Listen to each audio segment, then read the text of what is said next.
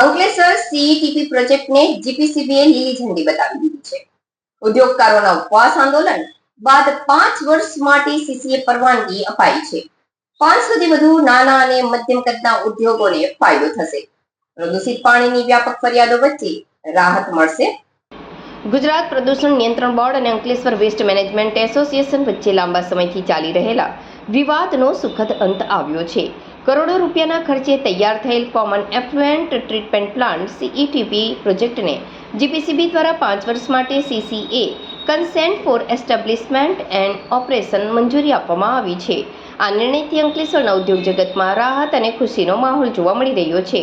GPCB દ્વારા આપવામાં આવેલી આ પરવાનગીને કારણે અંકલેશ્વર ઉદ્યોગ વસાહતના 500 થી વધુ એમએસએમઈ ઉદ્યોગો માટે વિકાસ અને વિસ્તરણના દ્વાર ખુલ્યા છે. ઉદ્યોગકારોના જણાવ્યા અનુસાર આ મંજૂરી મળવાથી પર્યાવરણના ધોરણનું પાલન કરવું વધુ સરળ બનશે. સાથે જ ઉદ્યોગોની ઉત્પાદન ક્ષમતામાં વધારો થવાની અને નવા રોકાણો આવવાની પણ પ્રબળ શક્યતા સેવાઈ રહી છે.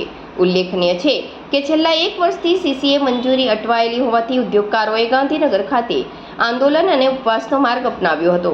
તે સમયે રાજ્ય કક્ષાના મંત્રી ઈશ્વરસિંહ પટેલની મધ્યસ્થતા અને ખાતરી બાદ આંદોલન સમિતિ લેવામાં આવ્યું હતું. તંત્ર સાથે સતત ચર્ચા અને જરૂરી પ્રક્રિયા પૂર્ણ થયા બાદ આખરે મંજૂરીની મહોર મારવામાં આવી છે. અંકલેશ્વર વેસ્ટ મેનેજમેન્ટ એસોસિએશનના રમેશભાઈ ગાભાણી, ડોક્ટર મહેશ પટેલ એ જણાવ્યું હતું, સીઈટીપી પ્રોજેક્ટ કાર્યરત થવાથી પ્રદૂષણ નિયંત્રણની કામગીરી વધુ અસરકારક બનશે. આ પ્રોજેક્ટ ઉદ્યોગ વિકાસની સાથે પર્યાવરણની સુરક્ષા જાળવી રાખવા માટે પાયાનો પથ્થર સાબિત થશે. લાંબા સમયના વિરામ બાદ મળેલી આ મંજૂરીને અંકલેશ્વરના ઔદ્યોગિક ઇતિહાસમાં એક મહત્વપૂર્ણ વળાંક તરીકે જોવામાં આવી રહ્યો છે. આ પ્રસંગે એઆઈએ ખાતે મંજૂરી મળતા નોટિફાઈડ ભાજપ પ્રમુખ જય તેરૈયા તેમજ ઉદ્યોગ અગ્રણીઓ ઉપસ્થિત રહીને એકબીજાને અભિનંદન પાઠવી સરકાર અને જીપીસીબીનો આભાર વ્યક્ત કર્યો છે. તમામ ઉદ્યોગપતિઓ અને ખાસ કરીને આપણે ભૂખ હડતાળ પર ગાંધીનગર ઉતર્યા ત્યારબાદ જે જીપીસીબીના ઉચ્ચ અધિકારી સાથે જે ચર્ચા વિચારણા થયા ત્યારબાદ આપણને જે પરવાનગી મળી છે, આપ શું કહેશો? આ વસ્તુમાં ખાસ ખૂબ ખૂબ આભાર તો આપણા લોકલ ધારાસભ્ય માનનીય મંત્રી શ્રી ઈશ્વરસિંહ પટેલ, જેમણે આપણે સાથે જ્યારથી આપણો સીઈટીપીની શરૂઆત કરી, ઈસી લેવાનું કે એનઓસી લેવાનું હોય કે કન્સેન્ટ લેવાની, એમાં અવિરત એમણે ખૂબ સહયોગ આપ્યો છે. એ સિવાય નામી અનામી ધારાસભ્યો ઘણા પણ, ખાસ કરીને મુખ્યમંત્રીશ્રીએ ભૂપેન્દ્રભાઈ પટેલે અને ડેપ્યુટી સીએમ હર્ષભાઈ સંઘવીશ્રીએ પણ આપણને ઘણો સહયોગ કર્યો છે આ બાબતમાં. અને એ સિવાય આપણા લોકલ ભાજપ પ્રમુખ શ્રી જયભાઈ તેરૈયા અને પાસ્ટ પ્રમુખ આપણા જસુભાઈ ચૌધરી, એમણે પણ અથાગ પ્રયત્ન કર્યા છે. અને આ જે સફળતા છે સૌના સહિયારા સહયોગની સફળતા છે. આજરોજ અંકલેશ્વર વેસ્ટ મેનેજમેન્ટ જે અમારો ટ્રીટમેન્ટ પ્લાન્ટ છે એની સીસીએની 5 વર્ષ માટેની અમને મંજૂરી મળી ગઈ છે. અને આ તબક્કે હું આપણા મંત્રી ઈશ્વરસિંહ પટેલ, પર્યાવરણ મંત્રી અર્જુનભાઈ મોઢવાડિયા અને ખાસ જે પણ આપણા પૂર્વ પ્રભારી મંત્રી હતા કુંવરજી હળપતિ, ઘણા બધા ધારાસભ્યોએ અમને ખૂબ જ મદદ કરી છે. અને ખૂબ સારી રીતે આપણો ઈટીપી ચાલે અને ઉદ્યોગોનો વિકાસ થાય. અને ખાસ તો આ તબક્કે અમારા નોટિફાઈડ બીજેપી મંડળ જયના પ્રમુખ જયભાઈ તેરૈયા અને અમારા જે એડબ્લ્યુએમએલના તમામ ડાયરેક્ટરો, ખાસ તો મહેશભાઈ, રોજે રોજ એમનું ગાંધીનગર આ બાબતે જવાનું થતું હતું. જીતુભાઈ અને બંનેને ખૂબ જ મહેનત કરી છે. અમે તો ખાલી વચ્ચે એક પાર્ટીના માણસો તરીકે અમે કામ કરી રહ્યા છે અને એસ્ટેટનો વિકાસ થાય એમ જ અમને રસ છે. આજરોજ અંકલેશ્વર વેસ્ટ મેનેજમેન્ટ એસોસિએશન એડબ્લ્યુએમએ જે અંકલેશ્વર જીઆઈડીસી સ્થિત કોમન ઇફ્લુએન્ટ ટ્રીટમેન્ટ પ્લાન્ટ છે એને આજે સરકારશ્રી દ્વારા 5 વર્ષની જે મંજૂરી આપવામાં સીસીએ ગ્રાન્ટ કરવામાં આવી છે. ખરેખર અંકલેશ્વર જીઆઈડીસી અને ઉદ્યોગોને વેગ આપવા માટેનું આ સરકારશ્રીનું એક મહત્વપૂર્ણ પગલું છે.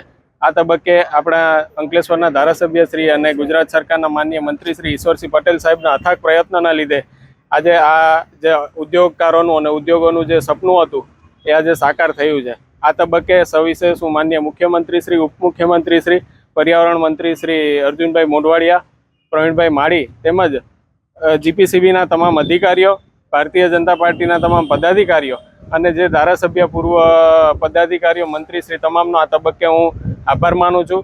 અને જે ભારતીય જનતા પાર્ટીની સરકાર દ્વારા આ ઉદ્યોગોને વેગ આપવાનું જે મહત્વપૂર્ણ કામ કરવામાં આવ્યું છે તે બદલ હું સરકારશ્રીનો પણ હૃદયપૂર્વક આભાર માનું છું. અને અંકલેશ્વર વેસ્ટ મેનેજમેન્ટ એસોસિએશનના જે તમામ પદાધિકારીઓ શ્રી મહેશભાઈ, જીતુભાઈ, રમેશભાઈ અને અન્ય તમામ ડાયરેક્ટરશ્રીઓને આ તબક્કે અભિનંદન પાઠવું છું.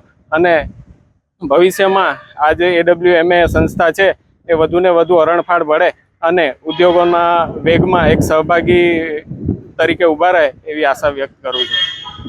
અંકલેશ્વર વેસ્ટ મેનેજમેન્ટ એસોસિએશનની CCA 5 વર્ષ માટે ગ્રાન્ટ કરવામાં આવી છે. તે બદલ અમે આપણા ધારાસભ્ય અને મંત્રી શ્રી ઈશ્વરભાઈનો આભાર માનીએ છીએ. સાથે સાથે પર્યાવરણ મંત્રી અર્જુનભાઈ મોઢવાડિયા સાહેબ, પ્રવીણભાઈ માળીશ્રીનો પણ આભાર માનીએ છીએ.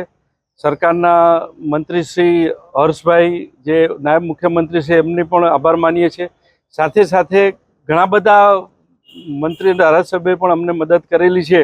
અત્યારે નામ દેવા મુશ્કેલ છે, પણ સર્વેનો અમે આભાર માનીએ છીએ. સાથે અહીંયા જે લોકલ અમારા ડાયરેક્ટરો અને ઉદ્યોગકાર મિત્રોએ જે મદદ કરી છે, પ્રેસ મીડિયાના મિત્રોએ પણ અમને સહકાર આપ્યો છે, એ બદલ એમનો પણ આભાર માનીએ છીએ. GPCB બોર્ડના ચેરમેન, મેમ્બર સેક્રેટરી શ્રી અને યુનિટેડ અને આરોનો પણ અમે આભાર માનીએ છીએ કે અમને ખૂબ જ સહકાર આપ્યો છે. અને અમે આ ETPને નિયમ પ્રમાણે ચલાવી અને જે ટેકનોલોજી છે બાયોપેટ્રોકેમની, એને 3 થી 6 મહિનામાં પુરવાર કરીને આ ટેકનોલોજી રાષ્ટ્રને સમર્પિત કરશું. અને આના કારણે પર્યાવરણને ખૂબ જ ફાયદો થશે. ME અને સ્પેડ આયરમાં જે ITDS ICOD જાય છે, 25,000 સુધી TDSની મેં ડિઝાઇન કરી છે, 11,000 COD. તો એ ઓર્ગેનિક લોડ ફ્યુઅલમાં કન્વર્ટ થઈ અને 1400 મેટ્રિક ટન રોજનો કાર્બન પણ જનરેટ થતો બચશે. એટલે આ બધું ધ્યાને રાખી અને સાથે સાથે સ્મોલ સ્કેલના પણ ઇકોનોમી અને એન્વાયરમેન્ટ બંનેની બચત થશે. વ્યક્તિગત ટ્રીટમેન્ટ જે સુપ્રીમ કોર્ટે કહ્યું હતું કે પ્રાઇમરી કરીને આપવું, એનું પણ પાલન થશે. એટલે સર્વે ઉદ્યોગકાર મિત્રોને હું આશ્વાસન આપું છું અને કહું છું કે બધા સહકાર આપજો અને આપણે સાથે મળીને આ પ્રોજેક્ટને સફળ બનાવશું. ખાસ તો મારે આભાર માનવો જોઈએ અમારા યુવાન નોટિફાઈડ એરિયાના પ્રમુખ છે જયભાઈ તેરૈયા અને પૂર્વ પ્રમુખ એસોસિએશન અને નોટિફાઈડ એરિયાના જસુભાઈનો, કે અવિરત NOC આવીથી માંડીને અરજી થઈ ત્યારથી અત્યાર સુધી ખૂબ જ સહકાર આપે છે. ઈશ્વરભાઈ પછી જો બીજો સહકાર મળ્યો હોય તો આ બંને મિત્રોનો છે, અમારા સ્થાપક ચેરમેનનો છે અને એસોસિએશનનો પણ બધા પદાધિકારીઓએ અમને સહકાર આપે છે. બદલ હું સર્વેનો આભાર માનું છું અને ફરીથી કહું છું કે આ કાર્ય માટે જેને નામી અનામી સહકાર આપે છે બધાનો હું આભાર માનું છું. મહેશભાઈ, આખી જે પરવાનગી મળી છે એમાં કોઈ ક્લોઝ મૂકવામાં આવ્યા છે ખરા? એટલે એ હજી ડિટેલ આવ્યું નથી, પણ જે એન્વાયરમેન્ટના નિયમો હોય એનું તો આપણે પાલન કરવું જ જોઈએ અને અમે કરશું. અને અમે અમારા દરેક મેમ્બરના ત્યાં ઓટો સેમ્પલર, pH મીટર, સેન્સર, આ બધું અમે ફેઝ વાઇઝ મૂકતા જશું કોમન અને બધાને. અને અમે ETP ચલાવવા પણ બાયોપેટ્રોકેમને 7 વર્ષ માટે આપે છે, એની પણ જવાબદારી છે. નોર્મ્સમાં કંઈ બી પ્રોબ્લેમ આવે તો એને દંડ ભરવાનો અને જે મોનિટરિંગ કરતી એજન્સીને પણ 5% ક્વોલિટી ક્વોન્ટિટી વેરિએશનથી વધારે ચલાવવામાં નહીં આવે ને તો એને પણ દંડ થશે. કોઈ સરકાર તરફથી કોઈ પ્રતિનિધિ તમારા પર મૂકવામાં આવશે? હા, અમારા ત્યાં DICના જે જનરલ મેનેજર છે એમના મેં ડાયરેક્ટર તરીકે લીધેલા છે.